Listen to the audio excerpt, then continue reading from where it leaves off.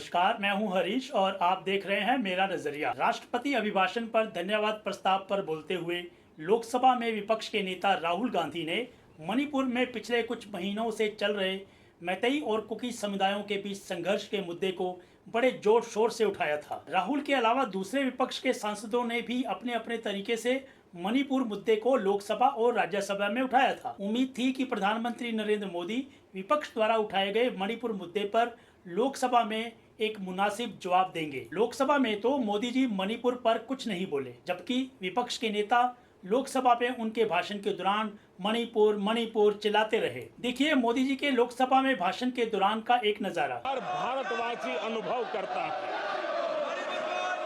आदरणीय सभापति जी, मैं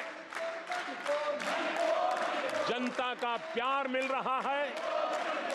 लेकिन अगले दिन राज्यसभा में मोदी जी ने मणिपुर में शांति बहाली के लिए भाजपा की राज्य सरकार और उनकी केंद्र सरकार द्वारा उठाए गए प्रयासों के बारे में विस्तार से बताया। मोदी जी ने मणिपुर के इतिहास को हाईलाइट करते हुए यह भी बताया कि वहां मैतेई और कुकी समाज के बीच आपसी मतभेद और संघर्ष दशकों पुराना है, जिस कारण वहां 10 बार राष्ट्रपति शासन भी लग चुका है। इस मुद्दे पर आगे चर्चा से पहले चलिए देख लेते हैं कि मोदी जी ने राज्यसभा में मणिपुर मुद्दे पर क्या कहा। मणिपुर की स्थिति सामान्य करने के लिए सरकार निरंतर प्रयासरत है। वहाँ जो कुछ भी घटनाएं घटी, मणिपुर छोटा सा राज्य है, 11,000 एफआईआर की गई है, 500 से ज्यादा लोग अरेस्ट हुए हैं। इस बात को भी हमें स्वीकार करना होगा कि मणिपुर में लगातार हिंसा की घटनाएं कम होती जा रही है। इसका मतलब शांति का आशा रखना, शांति पे भरोसा करना संभव हो रहा है। आज मणिपुर के अधिकांश हिस्सों में आम दिनों की तरह स्कूल चल रहे हैं, कॉलेज चल रहे हैं, दफ्तर और दूसरे संस्थान खुले रहे हैं। मणिपुर में भी जैसे देश के अन्य भागों में परीक्षाएं हुई, वहां भी परीक्षाएं हुई है। केंद्र और राज्य सरकार सभी से बातचीत करके शांति के लिए, सौहार्द रास्ता खोलने के लिए लगातार प्रयास कर रही है।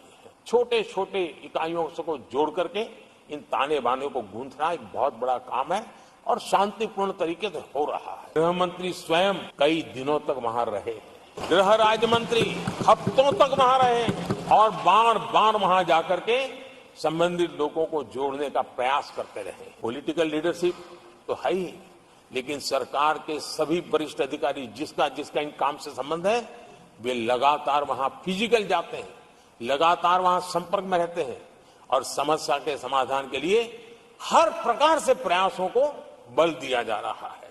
हम सभी को राजनीति से ऊपर उठकर वहां की स्थिति को सामान्य बनाने में सहयोग करना चाहिए। ये हम सबका कर्तव्य है। जो भी तत्व मणिपुर की आग में घी डालने की कोशिश कर रहे हैं, मैं उनसे आगाह करता हूं कि ये हरकतें बंद करें। एक समय आएगा मणिपुर ही उनको रिजेक्ट करने वाला है। ऐसे लोगों को, जो लोग मणिपुर के इतिहास को जानते हैं, मणिपुर की घटनाक्रम को जानते हैं, उनको पता है कि वहां का सामाजिक संघर्ष का एक लंबा इतिहास रहा है। उस संघर्ष की मानसिकता की जड़ें बहुत गहरी हैं, जिसको कोई नकार नहीं सकता है। और कांग्रेस के लोग ये न भूले, इतने छोटे से राज्य में 10 बार प्रेसिडेंशियल रूल लगाना पड़ा है, राष्ट्रपति शासन लगाना पड़ा है।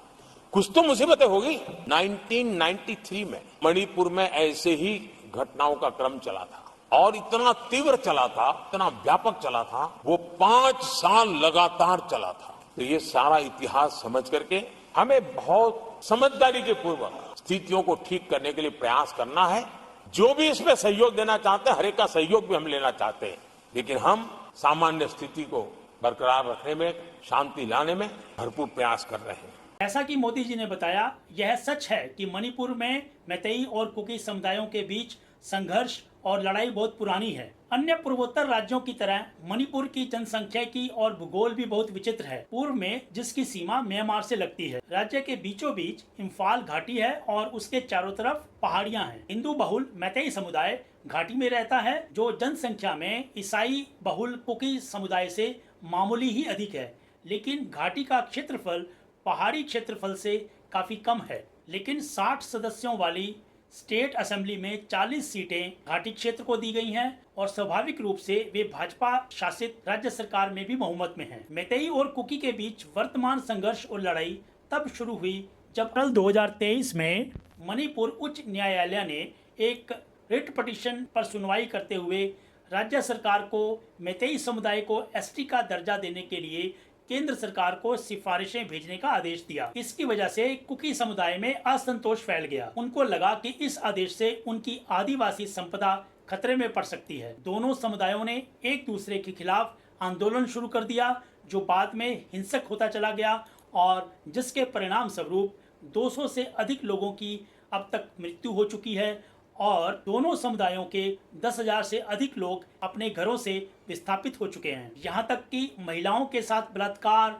उन्हें नग्न अवस्था में घुमाने और उनकी हत्या करने के मामले भी सामने आए। कई लोग अभी भी शिविरों में रह रहे हैं। हालांकि यह संघर्ष दो समुदायों के बीच है, जहां दोनों समुदायों में विभिन्न धर्मों के फॉलोअर्स पाए जा सकते हैं, लेकिन अफवाह और प्रचार यह किया गया कि यह हिंदुओं और ईसाइयों के बीच का संघर्ष है। जैसा कि हर मुद्दे पर होती है, इस मुद्दे पर भी राजनीति होनी ही थी। विपक्ष आरोप लगा रहा था कि मणिपुर जल रहा है, लेकिन राज्य और केंद्र की भाजपा सरकार कुछ नहीं कर रही। मोदी जी भी चुप्पी साधे बैठे हैं। कुछ हद तक यह सच भी है कि गैर भाजपा शासित राज्य में हर छोटी से छोटी घटना पर बोलने वाले मोदी जी पहले तो 3-4 महीने तक मणिपुर पर कुछ नहीं बोले और एक कुकी महिला को नग्न परेड का वीडियो सामने आने के बाद जब बोले भी तो मणिपुर का जिक्र करते हुए वे तब के कांग्रेस शासित राजस्थान और टीएमसी शासित पश्चिम बंगाल में महिलाओं से संबंधित घटनाओं का जिक्र साथ में करते दिखे। वैसे ये मेरी समझ से परे है